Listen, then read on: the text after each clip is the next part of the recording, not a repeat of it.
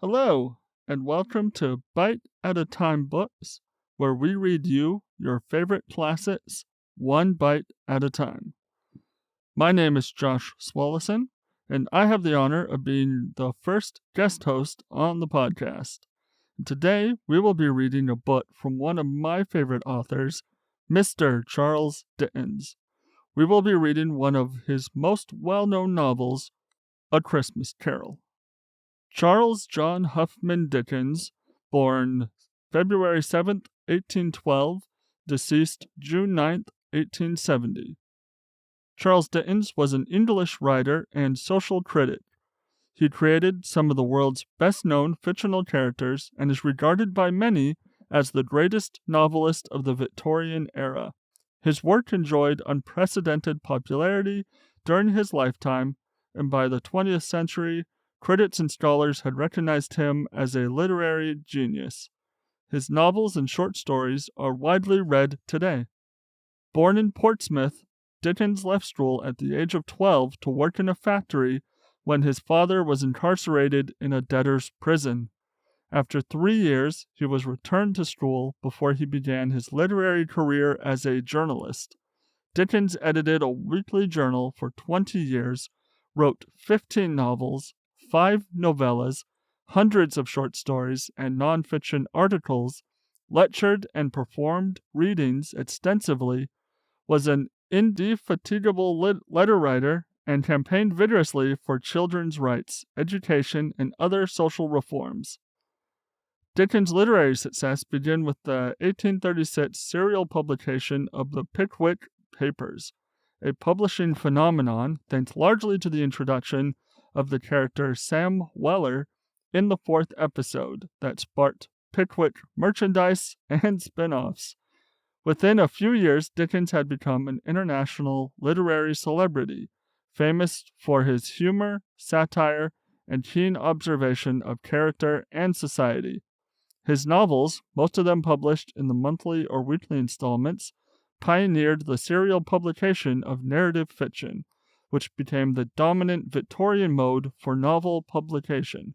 Cliffhanger endings in his serial publications kept readers in suspense. The installment format allowed Dickens to evaluate his audience's reaction, and he often modified his plot and character development based on such feedback. For example, when his wife's chiropodist expressed distress at the way Miss Mocher in David Copperfield seemed to reflect her disabilities, Dickens improved the character with positive features. His plots were carefully constructed, and he often wove elements from topical events from his narratives. Masses of the illiterate poor would individually pay a halfpenny to have each new monthly episode read to them, opening up and inspiring a new class of readers. His 1843 novella, A Christmas Carol, remains especially popular and continues to inspire adaptation in every artistic genre.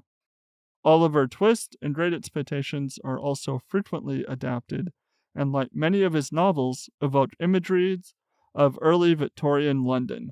His 1859 novel, A Tale of Two Cities, set in London and Paris, is his best-known work of historical fiction. The most famous celebrity of his era, he undertook, in response to public demand, a series of public reading tours in the later part of his career. The term Dickensian is used to describe something that is reminiscent of Dickens and his writings, such as poor social or working conditions or comically repulsive characters. Chapter 1. Marley's Ghost. Marley was dead, to begin with. There is no doubt whatever about that. The register of his burial was signed by the clergyman, the clerk, the undertaker, and the chief mourner. Scrooge signed it, and Scrooge's name was good upon change for anything he chose to put his hand to. Old Marley was as dead as a doornail. Mind, I don't mean to say that I know, of my own knowledge, what there is particularly dead about a doornail. I might have been inclined myself to regard a coffin nail as the deadest piece of ironmongery in the trade, But the wisdom of our ancestors is in the simile, and my unhallowed hands shall not disturb it, or the country's done for. You will therefore permit me to repeat emphatically that Marley was as dead as a doornail. Scrooge knew he was dead? Of course he did. How could it be otherwise? Scrooge and he were partners for I don't know how many years. Scrooge was his sole executor, his sole administrator, his sole assign, his sole residuary legatee, his sole friend and sole mourner. And even Scrooge was not so dreadfully cut up by the sad event, but that he was an excellent man of business on the very day of the funeral, and solemnized it with an undoubtable bargain. The mention of Marley's funeral brings me back to the point I started from. There is no doubt that Marley was dead. This must be distinctly understood, or nothing wonderful can come of the story I am going to relate. If we were not perfectly convinced that Hamlet's father died before the play began, there would be nothing more remarkable in his taking a stroll at night in the easterly wind upon his own ramparts than there would be in any other middle-aged gentleman rashly turning out after dark in a breezy spot, say St. Paul's churchyard, for instance, literally to astonish his son's weak mind. Scrooge never painted out old Marley's name. There it stood, years afterward, above the warehouse door, Scrooge and Marley. The firm was known as Scrooge and Marley. Sometimes people new to the business called Scrooge, and sometimes Marley, but he answered to both names. It was all the same to him. Oh, but he was a tight-fisted hand at the grindstone, Scrooge, a squeezing, wrenching, grasping, scraping, clutching, covetous old sinner, hard and sharp as flint, from which no steel had ever struck out generous fire, secret and self-contained, and solitary as an oyster. The cold within him froze his old features, nipped his pointed nose, shriveled his cheek, stiffened his gait, made his eyes red, his thin lips blue, and spoke out shrewdly in his grating voice. A frosty rime was on his head, and on his eyebrows, and his wiry chin.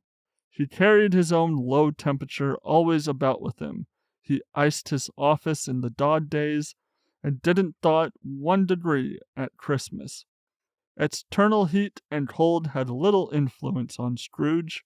No warmth could warm, no wintry weather chill him. No winter that blew was bitter than he. No falling snow was more intent upon its purpose. No pelting rain less open to entreaty. Foul weather didn't know where to have him. The heaviest rain and snow and hail and sleet could boast of the advantage over him in only one respect. They often came down handsomely, and Scrooge never did. Nobody stopped him in the street to say with gladsome looks, "My dear Scrooge, how are you? When will you come to see me?" No beggars implored him to bestow a trifle. No children asked him what it was o'clock. No man or woman ever once in all his life inquired the way to such and such a place of Scrooge. Even the blind men's dogs appeared to know him, and when they saw him coming on, would tug their owners into doorways and up courts, and then would wag their tails as though they said, "No eye at all is better than an evil eye, dark master." But what did Scrooge care? It was the very thing he liked, to edge his way along the crowded paths of life, warning all human sympathy to keep its distance, was what the knowing ones called nuts to Scrooge. Once upon a time, of all the good days in the year, on Christmas Eve, old Scrooge sat busy in his counting-house.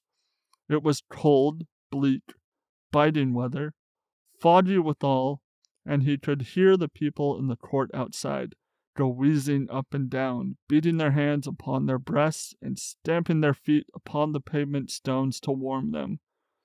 The city clocks had only just got 3, but it was quite dark already. It had not been light all day, and candles were flaring in the windows of the neighboring offices, like ruddy smears upon the palpable brown air.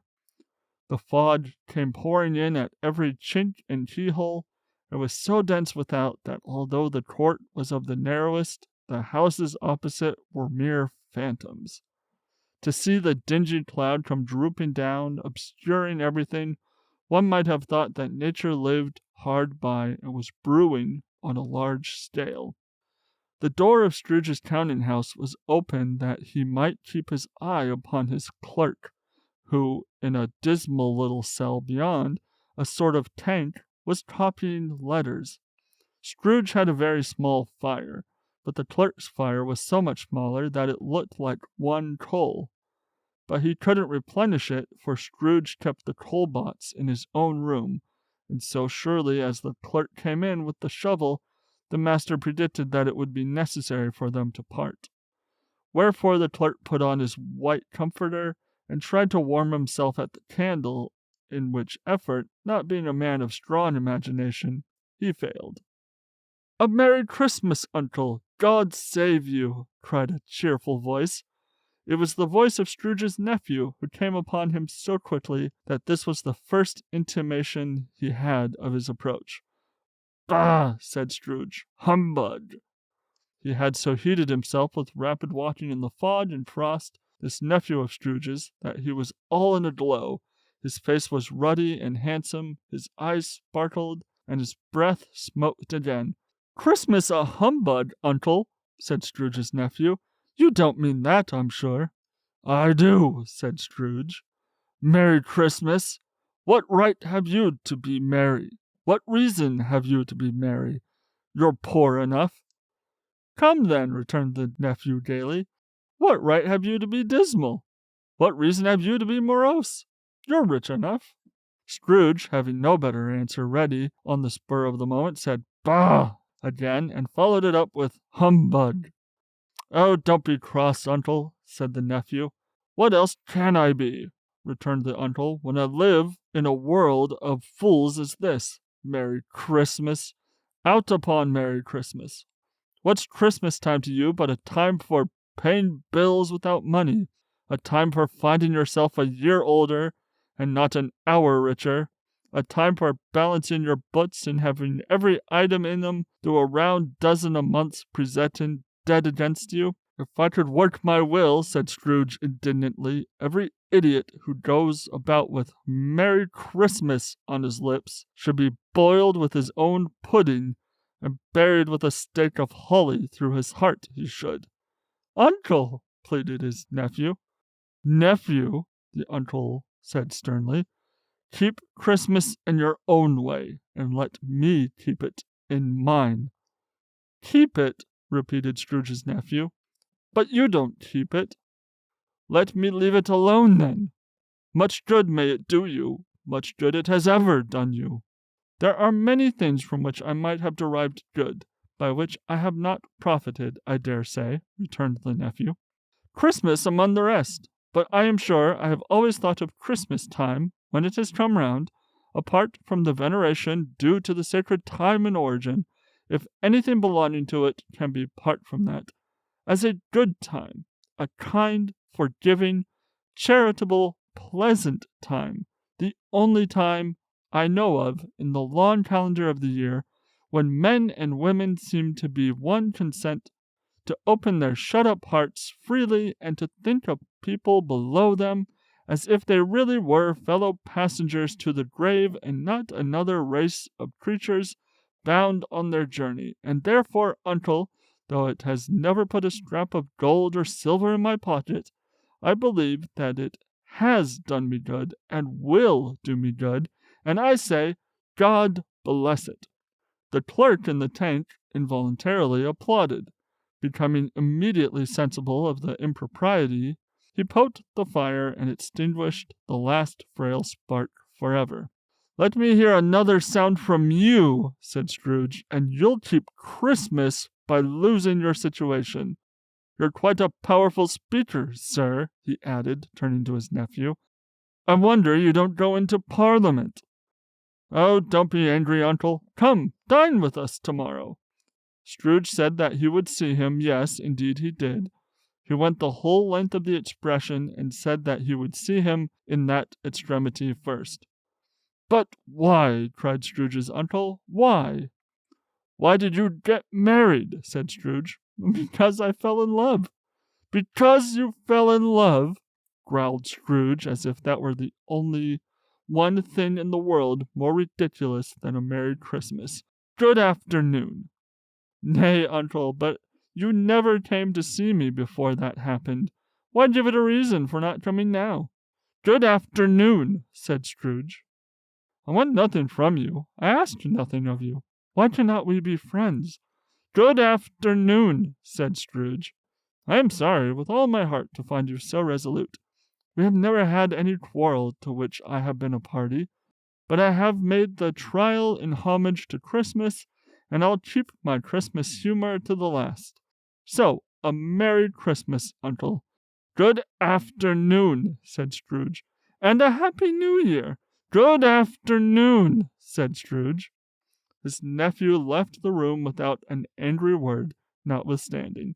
He stopped at the outer door to bestow the greetings of the season on the clerk, who, cold as he was warmer than Scrooge, for he returned them cordially. "There's another fellow," muttered Scrooge, who overheard him. "My clerk with 15 shillings a week and a wife and family, talking about a Merry Christmas. I'll retire to Bedlam." This lunatic, in letting Scrooge's nephew out, had let 2 other people in.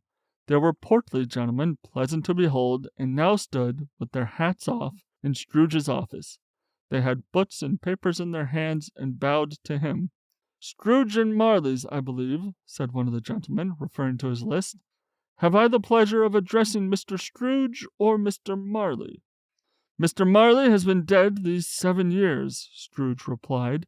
"He died 7 years ago, this very night. We have no doubt his liberality is well represented by his surviving partner," said the gentleman, presenting his credentials. It was certain, for they had been 2 kindred spirits. At the ominous word liberality, Scrooge frowned, and shook his head, and handed the credentials back. "At this festive season of the year, Mr. Scrooge," said the gentleman, taking up a pen, "it is more than usually desirable that we should make some slight provision for the poor and destitute, who suffer greatly at the present time. Many thousands are in want of common necessities. Hundreds of thousands are in want of common comforts, sir." "Are there no prisons?" asked Scrooge. "Oh, plenty of prisons," said the gentleman, laying down the pen again. "And the Union workhouses?" demanded Scrooge. "Are they still in operation?" "Oh, they are still," replied the gentleman. "I wish I could say they were not." "The treadmill and the poor law are in full vigor, then?" said Scrooge. "Oh, both very busy, sir." "Oh, I was afraid, from what you said at first, that something had occurred to stop them in their useful course," said Scrooge. "I'm very glad to hear it." "Under the impression that they scarcely furnish Christian cheer of mind or body to the multitude," returned the gentleman, "a few of us are endeavoring to raise a fund to buy the poor some meat and drink and means of warmth. We chose this time because it is a time, of all others, when want is keenly felt, and abundance rejoices. What shall I put you down for?" "Nothing," replied Scrooge. "You wish to be anonymous?" "I wish to be left alone," said Scrooge. "Since you ask me what I wish, gentlemen, that is my answer. Don't make merry myself at Christmas, and I can't afford to make idle people merry. I help to support the establishments I have mentioned. They cost enough, and those who are badly off must go there." "Well, many can't go there, and many would rather die." "If they would rather die," said Scrooge, "they had better do it and decrease the surplus population. Besides, excuse me, I don't know that." "Oh, but you might know it," observed the gentleman. "It's not my business," Scrooge returned. "It's enough for a man to understand his own business, and not to interfere with other people's. Mine occupies me constantly. Good afternoon, gentlemen."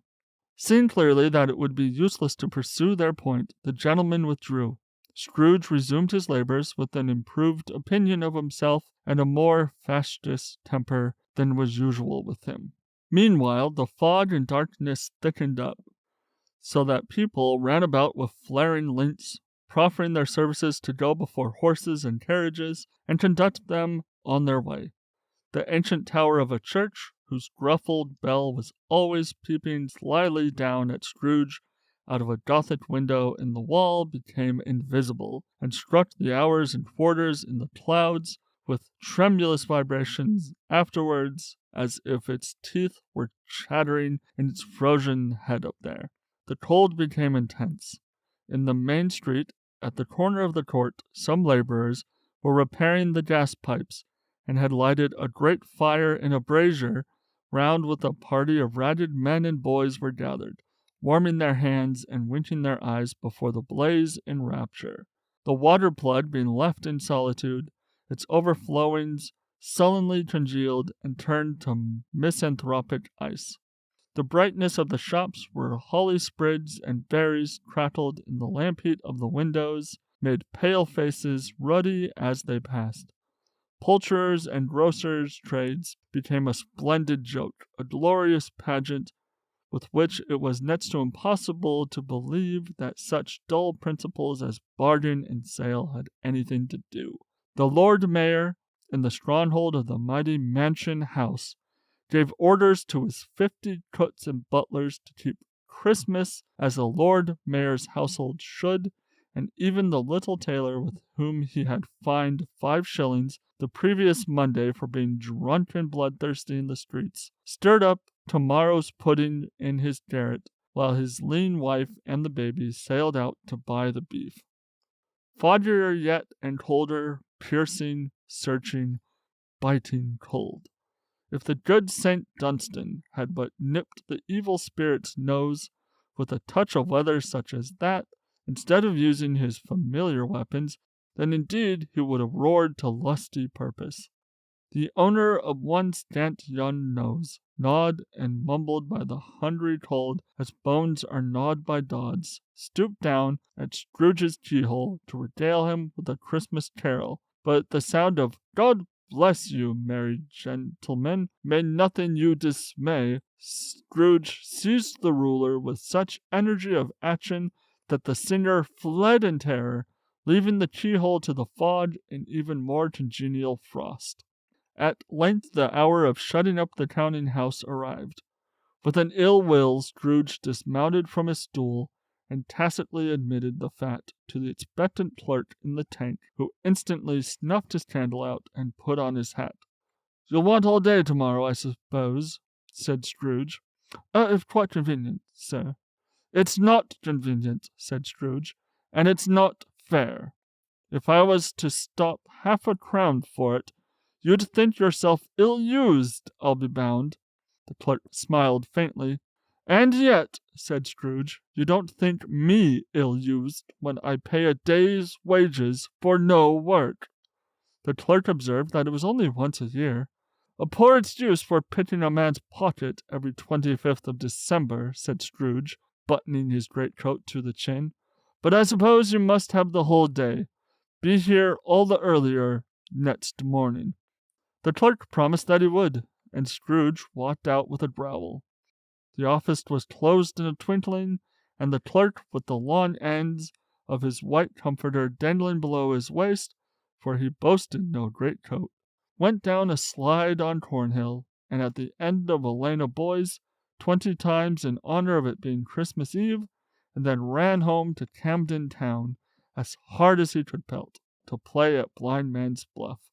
Scrooge took his melancholy dinner in his usual melancholy tavern, and having read all the newspapers and beguiled the rest of the evening with his banker's book, went home to bed. He lived in chambers which had once belonged to his deceased partner. They were a gloomy suite of rooms in a lowering pile of building up a yard, where it had been so little business to be that one could scarcely help fancying it must have run there when it was a young house, playing at hide-and-seek with the other houses, and forgotten the way out again. It was old enough now, and dreary enough, for nobody lived in it but Scrooge, the other rooms being all let out as offices. The yard was so dark that even Scrooge, who knew its every stone, was fain to grope with his hands.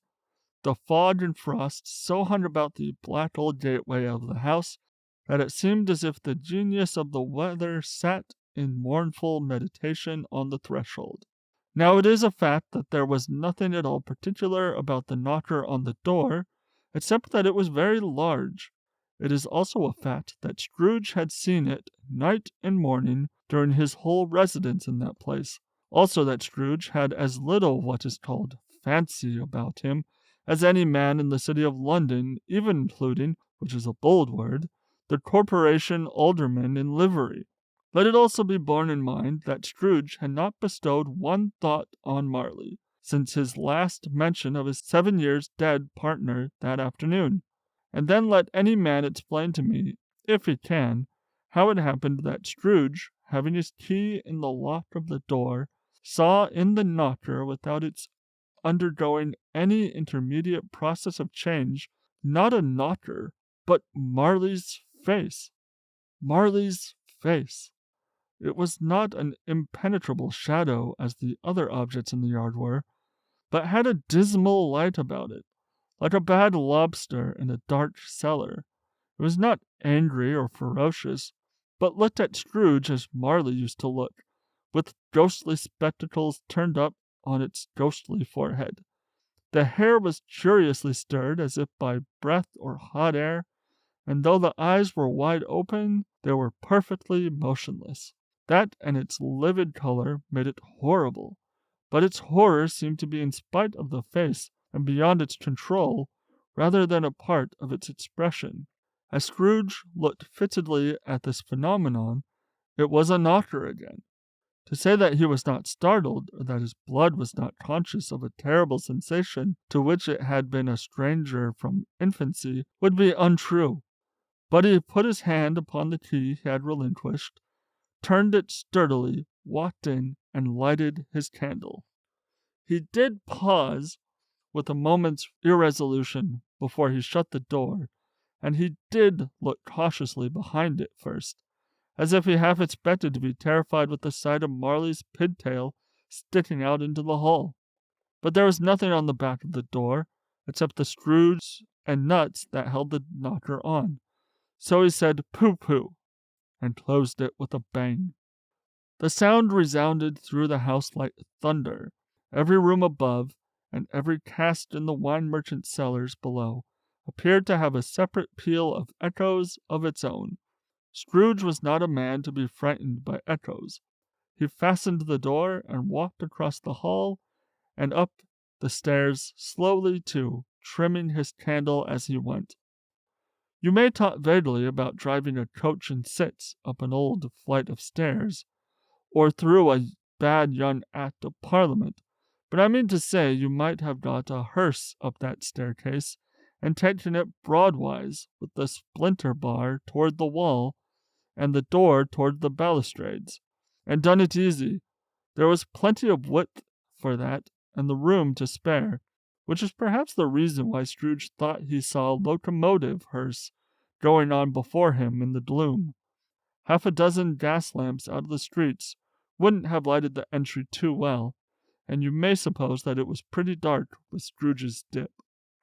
Up Scrooge went, not caring a button for that. Darkness is cheap, and Scrooge liked it. But before he shut his heavy door, he walked through his rooms to see that all was right. He had just enough recollection of the face to desire to do that. Sitting room, bedroom, lumber room, all as they should be. Nobody under the table, nobody under the sofa, a small fire in the grate, spoon and basin ready, and the little saucepan of gruel. Scrooge had a cold in his head, upon the hob. Nobody under the bed, nobody in the closet, nobody in his dressing gown, which was hanging up in a suspicious attitude against the wall.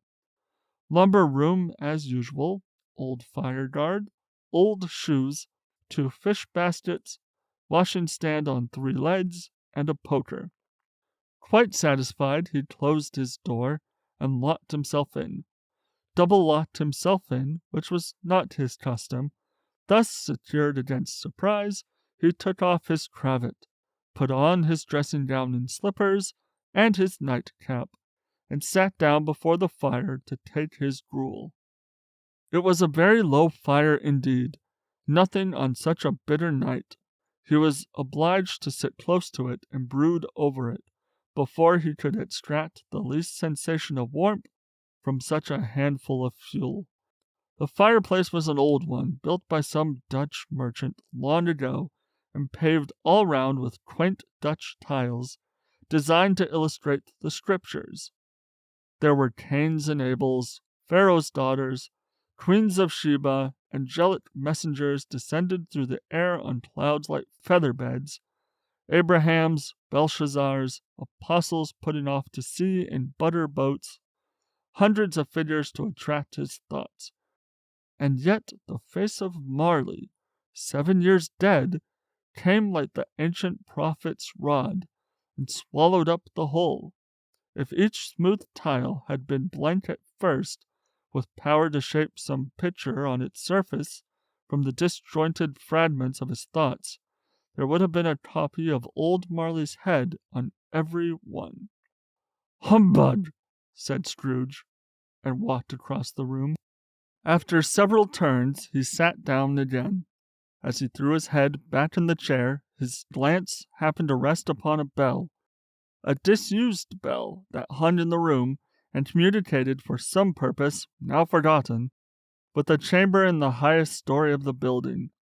It was with great astonishment, and with a strange, inexplicable dread, that as he looked, he saw this bell begin to swing. It swung so softly in the outset that it scarcely made a sound, but soon it rang out loudly, and did so every bell in the house. This might have lasted half a minute or a minute, but it seemed an hour. The bells ceased as they had begun, together. They were succeeded by a clanking noise, deep down below, as if some person were dragging a heavy chain over the casks in the wine merchant's cellar. Scrooge then remembered to have heard that ghosts in haunted houses were described as dragging chains. The cellar door flew open with a booming sound, and then he heard the noise much louder on the floors below, and then coming up the stairs, then coming straight toward his door. "It's humbug still," said Scrooge. "I won't believe it." His color changed, though, when without a pause it came on through the heavy door, and passed into the room before his eyes. Upon coming in, the dying flame leaped up as though it cried, "I know him, Marley's ghost!" and fell again. The same face, the very same, Marley in his pigtail, usual waistcoat, tights and boots, the tassels of the latter bristling like his pigtail and his coat skirts, and the hair upon his head. The chain he drew was clasped about his middle. It was long and wound about him like a tail, and was made, for Scrooge observed it closely, of cash boxes, keys, padlocks, ledgers, deeds, and heavy purses wrought in steel. His body was transparent, so that Scrooge, observing him, and looking through his waistcoat, could see the 2 buttons on his coat behind. Scrooge had often heard it said that Marley had no bowels, but he had never believed it until now. No, nor did he believe it even now, though he looked at the phantom through and through, and saw it standing before him, though he felt the chilling influence of its death-cold eyes, and marked the very texture of the folded kerchief bound about its head and chin, which wrapper he had not observed before. He was still incredulous, and fought against his senses. "How now?" said Scrooge, caustic and cold as ever. "What do you want with me?" "Much." Marley's voice, no doubt about it. "Who are you?" "Ask me who I was." "Who were you, then?" said Scrooge, raising his voice. "You're particular for a shade." He was going to say "to a shade," but substituted this as more appropriate. "In life I was your partner, Jacob Marley." Can you sit down? Said Scrooge, looking doubtfully at him. I can. Do it, then. Scrooge asked the question because he didn't know whether a ghost so transparent might find himself in a condition to take a chair, and felt that in the event of its being impossible, it might involve the necessity of an embarrassing explanation. But the ghost sat down on the opposite side of the fireplace, as if he were quite used to it. You don't believe in me, observed the ghost. I don't, said Scrooge. What evidence would you have of my reality beyond that of your senses? I don't know, said Scrooge. Why do you doubt your senses? Because, said Scrooge, a little thing affects them. A slight disorder of the stomach makes them cheats. You may be an undigested bit of beef, a blot of mustard, a crumb of cheese, a fragment of an underdone potato. There's more of gravy than of grave about you, whatever you are. Scrooge was not much in the habit of cracking jokes, nor did he feel in his heart by any means waggish then. The truth is that he tried to be smart, as a means of distracting his own attention and keeping down his terror, for the spectre's voice disturbed the very marrow in his bones.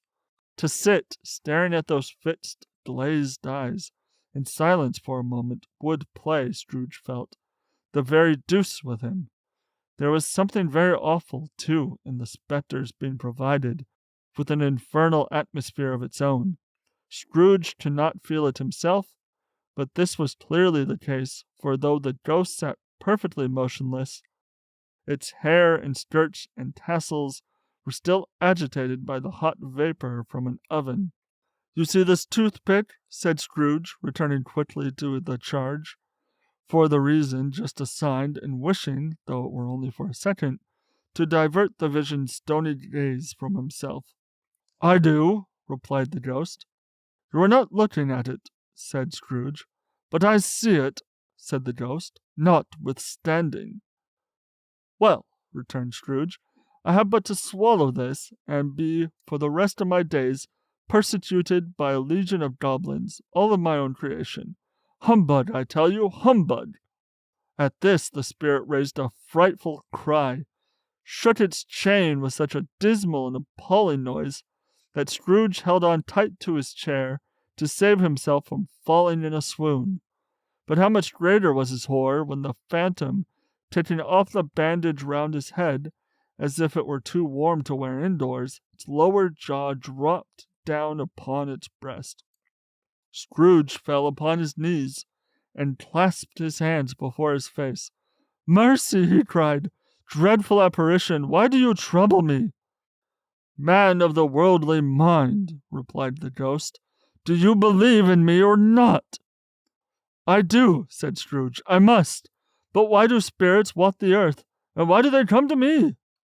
It is required of every man, the ghost returned, that the spirit within him should walk upon his fellow men and travel far and wide, and if that spirit goes not forth in life, it is condemned to do so after death. It is doomed to wander through the world, oh, woe is me, and witness what it cannot share, but might have shared on earth, and turn to happiness. Again the spectre raised a cry, and shook its chain, and wrung its shadowy hands. You are fettered, said Scrooge, trembling. Tell me why. I wear the chain I forged in life, replied the ghost. I made it link by link, yard by yard. I girded it on my own free will, and of my own free will I wore it. Is its pattern strange to you? Scrooge trembled more and more. Or would you know, pursued the ghost, the weight and length of the strong coil you bear yourself? It was full as heavy and as long as this 7 Christmas Eves ago. You have labored on it since. It is a ponderous chain. Scrooge glanced about him on the floor, in the expectation of finding himself surrounded by some 50 or 60 fathoms of iron cable. but he could see nothing. "Jacob," he said imploringly, "old Jacob Marley, tell me more. Speak comfort to me, Jacob." "I have none to give," the ghost replied. "It comes from other regions, Ebenezer Scrooge, and is conveyed by other ministers to other kinds of men. Nor can I tell you what I would. A very little more is all permitted to me. I cannot rest. I cannot stay. I cannot linger anywhere. My spirit never walked beyond our counting-house, mark me. In life my spirit never roved beyond the narrow limits of our money-changing hull, and weary journeys lie before me." It was a habit with Scrooge, whenever he became thoughtful, to put his hands in his breeches pockets. Pondering on what the ghost had said, he did so now, but without lifting up his eyes or getting off his knees. "You must have been very slow about it, Jacob," Scrooge observed, in a businesslike manner, though with humility and deference. "Slow?" the ghost repeated. "7 years dead," mused Scrooge, "and traveling all the time." "The whole time," said the ghost. "No rest, no peace, incessant torture of remorse." "You travel fast?" said Scrooge. "On the wings of the wind," replied the ghost. "You might have got over a great quantity of ground in 7 years," said Scrooge. The ghost, on hearing this, set up another cry and clanked its chains so hideously in the dead silence of the night that the ward would have justified in indicting it for a nuisance. "O captive bound and double ironed," cried the phantom, "not to know the ages of incessant labor by immortal creatures, for this earth must pass into eternity before the good of which it is susceptible is all developed. Not to know that any Christian spirit working kindly in its little sphere, whatever it may be, will find its mortal life too short for its vast means of usefulness.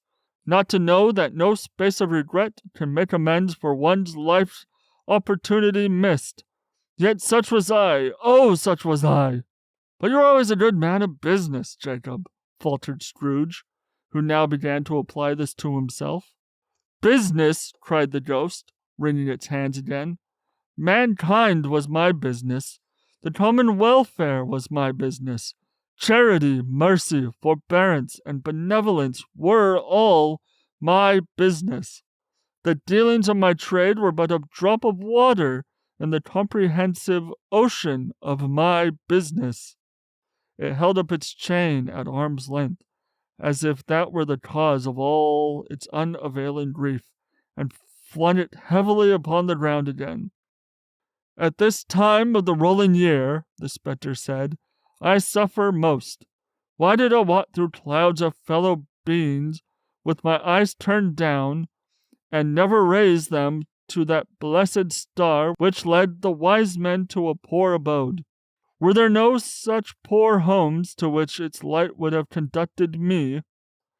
Scrooge was very dismayed to hear the spectre going on at this rate, and began to quake exceedingly. "Hear me!" cried the ghost. "My time is nearly gone." "I will," said Scrooge, "but don't be hard upon me. Don't be flowery, Jacob, pray. How is it that I appear before you in a shape that you can see I may not tell? I have sat invisible beside you many and many a day." It was not an agreeable idea. Scrooge shivered, and wiped the perspiration from his brow. "That is no light part of my penance," pursued the ghost. "I am here tonight to warn you that you have yet a chance and hope of escaping my fate, a chance and hope of my procuring Ebenezer." "You were always a good friend to me," said Scrooge. "Thank ye." "You will be haunted," resumed the ghost, "by 3 spirits." Scrooge's countenance fell almost as low as the ghost's had done. "Is that the chance and hope you mentioned, Jacob?" he demanded, in a faltering voice. "It is. I think I'd rather not," said Scrooge. "Without their visits, you cannot hope to shun the path I tread. Expect the first tomorrow, when the bell tolls 1. Couldn't I take them all at once and have it over, Jacob? Hinted Scrooge. Expect the 2nd on the next night at the same hour. The 3rd upon the next night with the last stroke of 12 has ceased to vibrate. Look to see me no more, and look that, for your own sake, you remember what has passed between us. When it had said these words, the spectre took its wrapper from the table and bound it round its head, as before. Scrooge knew this by the smart sound its teeth made when the jaws were brought together by the bandage. He ventured to raise his eyes again, and found his supernatural visitor confronting him in an erect attitude with its chain wound over and about its arm. The apparition walked back from him, and at every step it took, the window raised itself a little, so that when the spectre reached it, it was wide open. It beckoned Scrooge to approach, which he did. When they were within 2 paces of each other, Marley's ghost held up its hand, warning him to come no nearer. Scrooge stopped, not so much in obedience as in surprise and fear, for on the raising of the hand he became sensible of confused noises in the air, incoherent sounds of lamentation and regret, wailings inexplicably sorrow and self-accusatory. The spectre, after listening for a moment, joined in the mournful dirge and floated out upon the bleak, dark night. Scrooge followed to the window. Desperate in his curiosity, he looked out. The air was filled with phantoms, wandering hither and thither in restless haste, and moaning as they went. Every one of them wore chains like Marley's ghost. Some few, they might be guilty governments, were linked together. None were free. Many had been personally known to Scrooge in their lives. He had been quite familiar with one old ghost in a white waistcoat with a monstrous iron safe attached to its ankle, who cried piteously at being unable to assist a wretched woman with an infant whom it saw below upon a doorstep. The misery with them all was, clearly, that they sought to interfere for good in human matters, and had lost the power forever. Whether these creatures faded into mist or mist enshrouded them, he could not tell, but they and their spirit voices faded together, and the night became as it had been when he walked home. Scrooge closed the window and examined the door by which the ghost had entered. It was double locked, as he had locked it with his own hands, and the bolts were undisturbed. He tried to say humbug, but stopped at the first syllable, and being, from the emotion he had undergone, or the fatigues of the day, or his glimpse of the invisible world, or the dull conversation of the ghost, or the lateness of the hour, much in need of repose, went straight to bed without undressing, and fell asleep upon the instant. Thank you for joining Bite at a Time Books today, while we read a bite of one of your favorite classics. If you enjoyed today's bite, please drop us a review on your favorite podcast platform. Also, be sure to check us on our website, www.biteatatimebooks.com, or all the social media at Bite at a Time Books. Again, my name is Josh Svaleson, and I hope you come back tomorrow while we take the next bite of A Christmas Carol.